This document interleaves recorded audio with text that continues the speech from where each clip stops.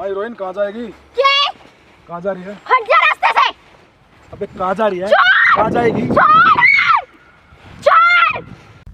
बाबूजी ने कहा गांव छोड़ दो, सबने कहा पारो को छोड़ दो, पारो ने कहा शराब छोड़ दो, आज तुमने कह दिया हवेली छोड़ दो। एक दिन आएगा जब वो कहेगा दुनिया ही छोड़ दो। सो आपको भी ये दुनिया छोड़ के जाना पड़ सकता है अगर आप भी ऐसे सेल्फ डिफेंस करने का सोच रहे हो तो।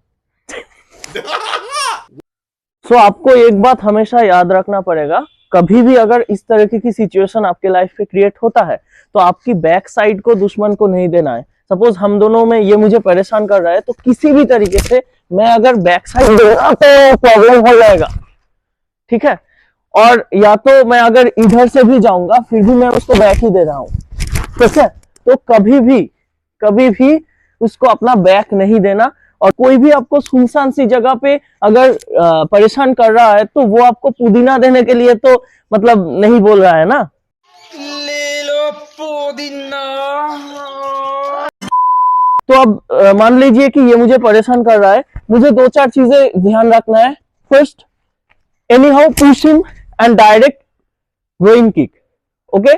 सेकेंड, मान लीजिए वो ह्यूज है, मुझसे ज्यादा ह्यूज है, मुझसे ज्यादा स्ट्रेंथफुल है, मैं उसको धक्का देके हटा नहीं सकता, तो मैं उसको पुश करके खुद हट सकता हूं और वो डिस्टेंस को कवर कर सकता हूं। अब तीसरी बात, अगर वो मेरे बहुत क्लोज आ रहा है तो एनी हाउ मुझे बस ग्रोइंग पे हिट करना है। ये चीजें मैं कर सकता हूं। अब आगे देखते हैं। ऐसे ही आपके बालों को पीछे से पकड़ के खींचा जाता है तो यहाँ पर अपने एक हाथ से उसके हाथ को इस तरह से ग्रिप कर ले। अब यहीं पर आपको जैसे आपने ग्रिप किया है तो आपके बालों को यहाँ पर रिलीफ मिलेगा। इसी के साथ पीछे मुड़ करके चोरी नजर से देखें और देखने के बाद अब यहाँ पर अपनी एल्बो से मोमेंट करवाते हुए उसकी चेस्ट के बीचों बीच उसके सोलर फ्लेक्स में इस तरह से अटैक करें। जैसे आप यहाँ पर उसके सोलर फ्लेक्स के ऊपर अटैक करते हो, इसी के साथ अपने हाथ से उसके मेन पॉइंट के ऊपर भी इस तरह से अटैक करें। जैसे आप उसके मेन पॉइंट के ऊपर भी अटैक करते हो तो तुरंत फास्ट मूवमेंट करते हुए जो हाथ आपने उसके मेन पॉइंट के ऊपर अटैक किया है उस हाथ को इस तरह से मूवमेंट करवाते हुए उसके एल्बो के ऊपर से लेकर गया है और उसके हाथ को यहाँ पर इस तरह से लॉक कर ले। अब अगर आप चाहें तो इस लॉक को अगर आप प्रेस करते हो तो उसके हाथ को यहाँ पर इस तरह से तोड़ सकते हो। अच्छा, स्ट्रीक में क्या होता है कि एक रेजिस्टेंस पावर काम करता है कि दोनों ही एग्रेसिव मोड में चले जाते हैं, ठीक है। साइकोलॉजी ये कहता है कि मेन ईगो हर्ट हो जाता है फिर वो बहुत वायलेंट बन जाता है। तो अब प्रॉब्लम यही है कि रेजिस्टेंस ट्रेनिंग का काम पे आ सकता है, क्योंकि अब स्ट्रेंथ टू स्ट्रेंथ पे बात उतर आया है। रेजिस्टेंस क्या है पता है आपको? रेजिस्टेंस ये है कि दोनों इंसान ही अपना अपना ताकत को आजमाएंगे और इस सिचुएशन में ये वाला इम्प्रैक्टिकल टेक्निक काम नहीं आएगा। कौन है बे तू? सब्सक्राइबर कितने हैं तेरे? औकात क्या है तेरा?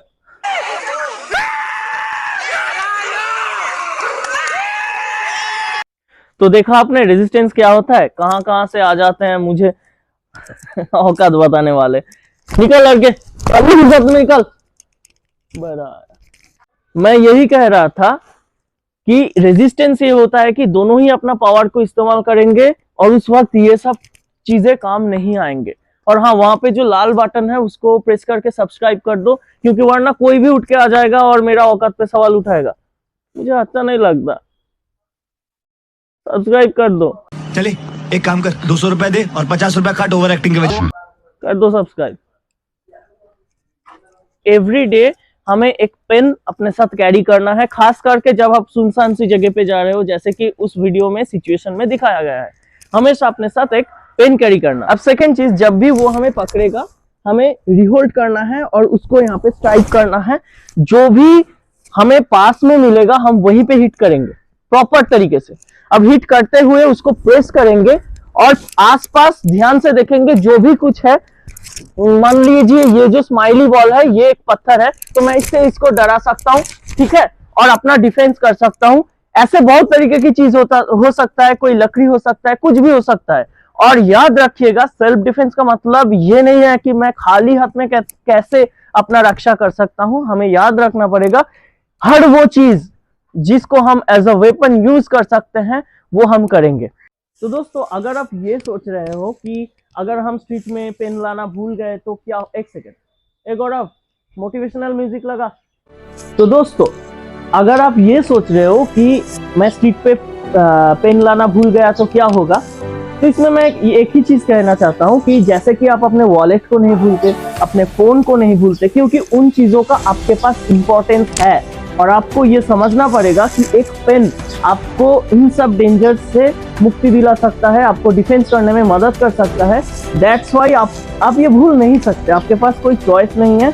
जब भी आप अपनी प्रायोरिटी लिस्ट में पेन को रखेंगे तो आप जरूर उसको उसको जरूर आप कैरी करें। तो अगर आप लोगों को हमारा ये वीडियो पसंद आया हो तो वीडियो को कर देना लाइक और चैनल को कर देना सब्सक्राइब और कमेंट सेक्शन में हमें जरूर बताइएगा कि आपको ये वीडियो कैसा लगा और किस तरीके की कंटेंट आप हमसे एक्सपेक्ट करते हैं।